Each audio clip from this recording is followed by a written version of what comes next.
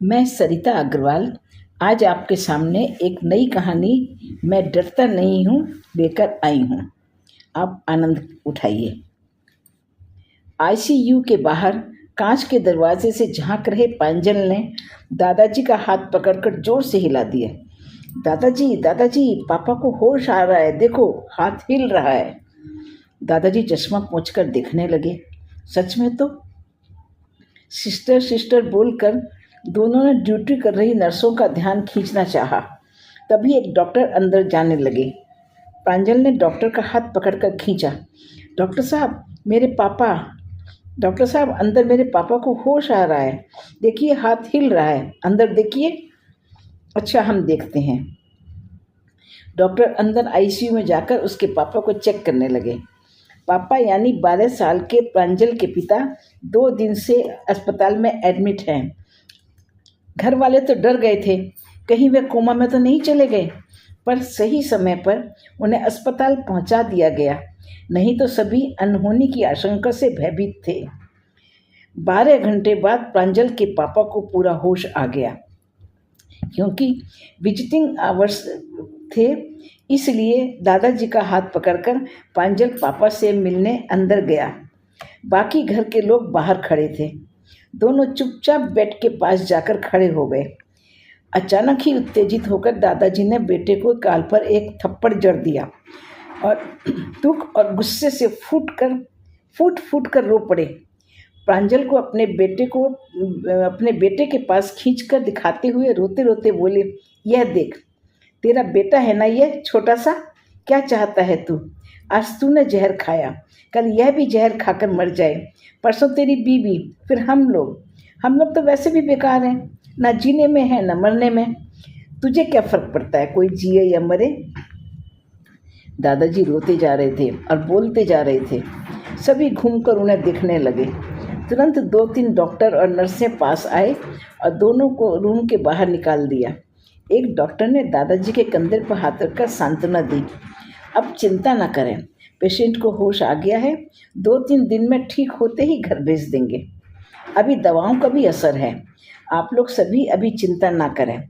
Patient के दिमाग पर ज़्यादा जोर ना दीजिए, वे अभी सदमे में हैं, हम लोग पूरी देखभाल करेंगे। खतरा तो टल गया है ना? प्रांजल के पापा यानी मिस्टर अनिरुद्ध सिंह, नाम भी बड़ा है, काम भी बड़ा है, अपनी मेहनत और सूझबूझ से अपनी छोटी सी कंपनी खोली, रात दिन मेहनत करके अपनी पहचान बनाई और कंपनी को इतना ऊंचा उठाया। इतनी मेहनत और सूझबूझ वाले व्यक्ति का नाम तो होना ही था। अब जितने प्रशंसक होंगे उतने ही दुश्मन भी होंगे, यही तो दुनिया का सच है।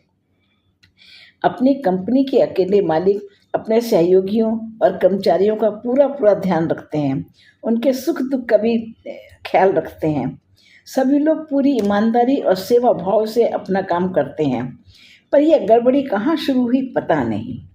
उनके पास किसी अपरिचित का फ़ोन आया। पहले तो अनिरुद्ध ने नज़रअंदाज कर दिया, फिर 3-4 बार मिस कॉल के बाद उन्होंने फ़ोन उठाया। कोई बात ठीक से समझ नहीं पाए। उस अपरिचित ने कहा, हम आपके शुभ चिंतक हैं, मिलना चाहते हैं, आपकी मदद करना चाहते हैं, पर सबके सामने नहीं, गुप्त रूप से बात करने के लिए आप किसी होटल में मिलें। अनिरुद्ध को कुछ अजीब लगा, टाल गए। अब गंभीर आवाज में उस व्यक्ति ने फिर फ़ोन किया। आप जानते हैं, सीबीआई की आप पर नज़र है, बहुत जल्द वे लोग आपके घर और ऑफिस में छापा मारने वाले हैं। उसने स्पष्ट कहा, आपका ही कोई अपना है जिसने सीबीआई तक सब अकाउंट और दूसरी जानकारी पहुंचाई है। हम आपकी मदद करना चाहते हैं। आप हमारी मदद देना चाहते हैं या जेल जाना पसंद करेंगे? उन्होंने स्पष्ट कहा। ना चाहते हुए भी अनिरुद्ध उनके बताए समय और होटल में पहुंचे। 4 लोगों ने एक बंद रूम में उन्हें बैठाकर बहुत सवाल किए। धीरे धीरे ब्रेन वॉश करके उनसे सारी जानकारी, बिजनेस डिटेल्स, ज़रूरी जानकारियाँ सब हासिल कर ली। उनका पूरा बैंक अकाउंट अपने कब्जे में कर लिया। फिर उन्हें जो कॉफ़ी पिलाई जिससे उन्हें बेहोशी सी आने लगी, उन्हें ऐसे ही छोड़कर सब चले गए। जब अनिरुद्ध होश में आए तो कुछ माजरा समझ आया, कुछ नहीं बचा, इतना तो वो समझ ही गए। इतना बड़ा धोखा वे सहन नहीं कर पाए और घर आके उन्होंने ढेर सारी स्लीपिंग पिल्स खा ली और चुपचाप अपने रूम में जाकर सो गए। उनकी पत्नी को शक हुआ। वह 2-3 दिन से उनकी परेशानी देख रही थी। तुरंत सबको खबर करके उन्हें अस्पताल लेकर दौड़ी। सब घर वालों की तत्परता से अनिरुद्ध बच गए। 4 दिन बाद अनिरुद्ध घर आए हैं। ना किसी से बात करते हैं, ना ही कुछ खाना चाहते हैं। सब घर के लोग मनुहार करके थक गए। फिर दादाजी आकर बेटे के पास बैठ गए।